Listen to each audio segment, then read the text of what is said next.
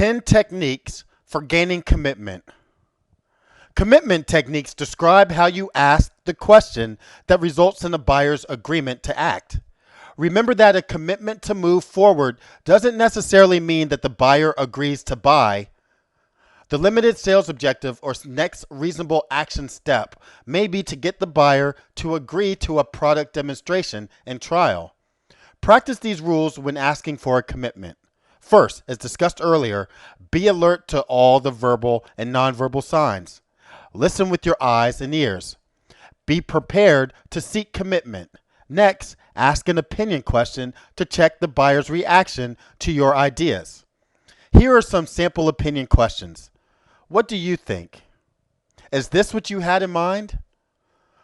Will this do the trick for you?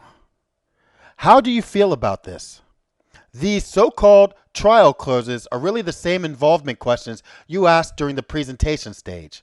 Their answers tell you if it's time to ask for a commitment. Opinion questions or trial closes or involvement questions precede commitment questions. If you get a positive response to the opinion question, ask for a commitment. The buyer is ready to purchase, so go for it. If you hear a pause or a hesitation from the buyer in response to your opinion question, pursue the reason. For example, if you say, "How does this look to you?" and they say, "On the surface, it's okay," then you say, "You sound hesitant." Then you pause for a response. At this point, the buyer elaborates on the reason for hesitating. Your job is to listen and respond to the resistance. As you review the following commitment strategies, remember to always begin with an opinion question. Because you receive a positive response to your question, you feel confident asking for a commitment. Demonstrate this confidence in the action you ask the buyer to take. The first technique, Assumptive Technique. With this technique, take a matter-of-fact approach. Assume the sale has taken place. Your assumption is implicit in the statement you make. You want to capitalize on the momentum you've established. Unless the buyer stops you, proceed because the sale has been made. For example, if you feel this gives you the quality you need, let's schedule delivery for next Monday. Or, since this offers you the shipping flexibility you require, I can have this out here tomorrow afternoon if you'd like. Each of the statements just cited seems like the natural conclusion to the events that preceded it. Further, each one refers to a benefit. Anytime you can include a benefit with your request for action, you reinforce the reason why the other person should purchase your solution. It reminds the buyer of the advantage of going with you, the benefits he or she receives. The next technique is the summary technique. With this technique, you recap the major benefits you offer and follow this summary. With the Assumptive Technique, use this strategy to refocus a conversation that has gone astray in the presentation stage. For example, our next day delivery reduces your lead time and our product quality gives you the opportunity to be more competitive in your market. Let's schedule your first delivery for next week. The immediate advantage technique. There are two ways to use this technique, the right way and the wrong way. The wrong way is more appropriately called the doomsday technique. With the doomsday, you try to intimidate and browbeat the other person to buying. You warn the customer that something bad will happen if he or she doesn't act now. For example, you might threaten limited inventory, price increases, or any other potentially negative situation. Because of its effectiveness, sales trainers have taught this strategy for years, and salespeople have abused it. Consumers are desensitized to this approach and often repelled by it. They feel pressured to make a quick decision. For example, if you don't give me an order right now for these goods, I can't guarantee you'll get them on time because we have limited stock available. The right way, the immediate advantage, demonstrates a more positive approach. With this, you explain why it's advantageous for the buyer to press ahead and make a decision to go with you. You're still capitalizing on a sense of urgency, but you're doing it in a more positive way. The real advantage of you're moving on this right now is that because we currently have inventory, we'll be able to guarantee you the delivery you want when you want it so that you can stay competitive in your market. With this technique, you're stressing the advantage of moving forward now as opposed to the disadvantage of waiting. It's a much more positive approach for your buyer than the wrong way, the doomsday scenario. The next technique is the alternate choice technique. With this commitment technique, you're asking the buyer to choose one of several options. Some people believe it's easier for buyers to select on a minor point, such as color or size, than to decide whether or not they're ready to buy. If the prospect is ready to buy, he or she will buy regardless of how you ask.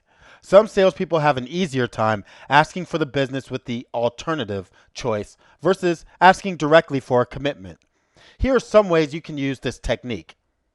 Which would you prefer, the blue or green unit? Or would you want to go with the 90-day or 100-day certificate of deposit?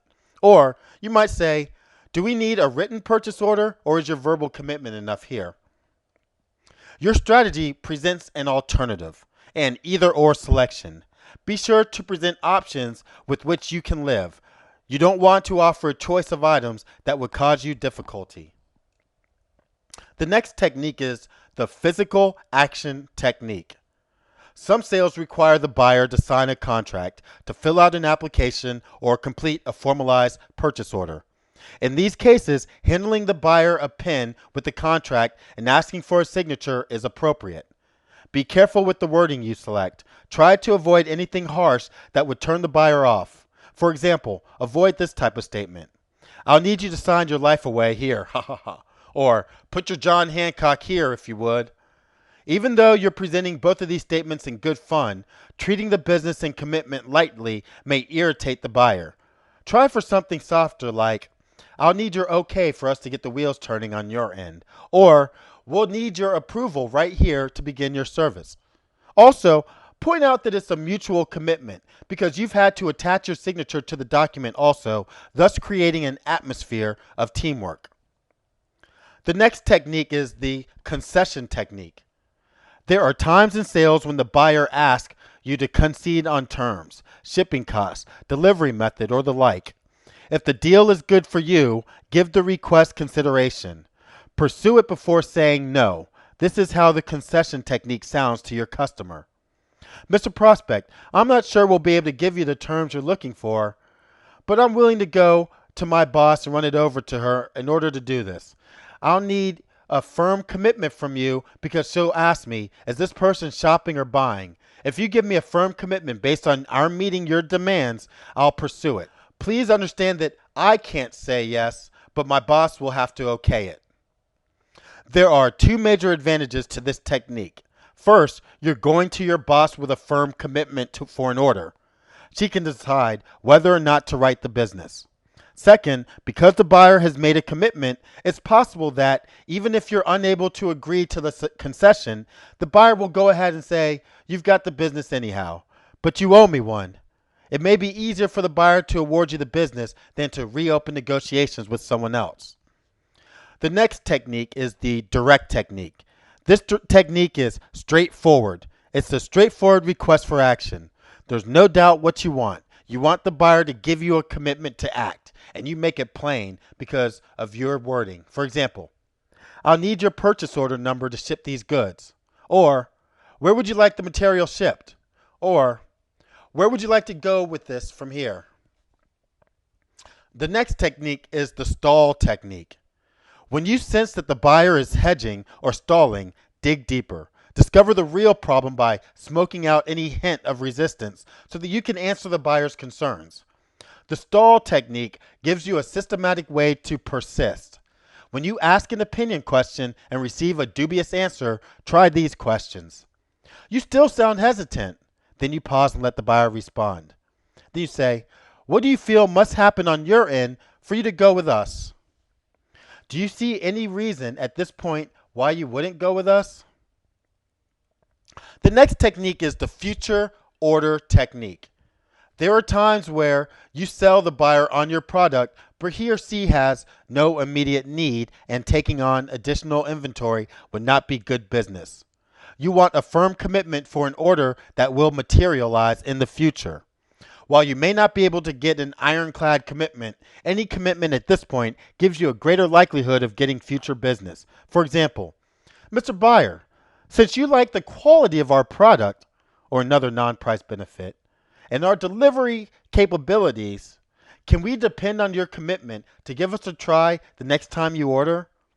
At this point, wait for the buyer to say yes. Ask a question that increases the buyer's feeling of accountability. Would you mind if I followed up with you in a couple of weeks just to see how things are going? Your second question alerts the buyer that you're going to ask about inventory again on your callback. Because he or she will face you again and knows it, you have a much better chance of securing a future order. The buyer feels more firmly committed, and for you, any commitment is better than no commitment at all. Your buyer won't want to refuse what he or she has already promised you. Most people like to keep their word. And the last technique is the if-when technique. Whether you're following up on a customer or just trying to firm up a commitment on your call, this technique works well.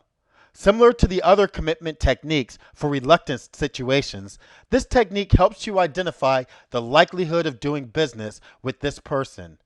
Here's what your words sound like with this technique.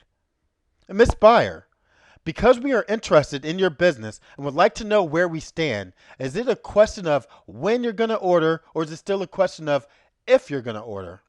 In this way, you can clarify whether or not the buyer has made a commitment.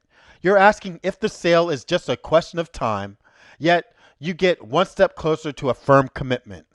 If the sale is a matter of when and not if, determine your customer's timetable and find out what must happen from your customer's perspective for this sale to go through. Identify obstacles or potential barriers and try to do something about them. If it's still a question of if, dig deeper to identify unresolved questions or doubts.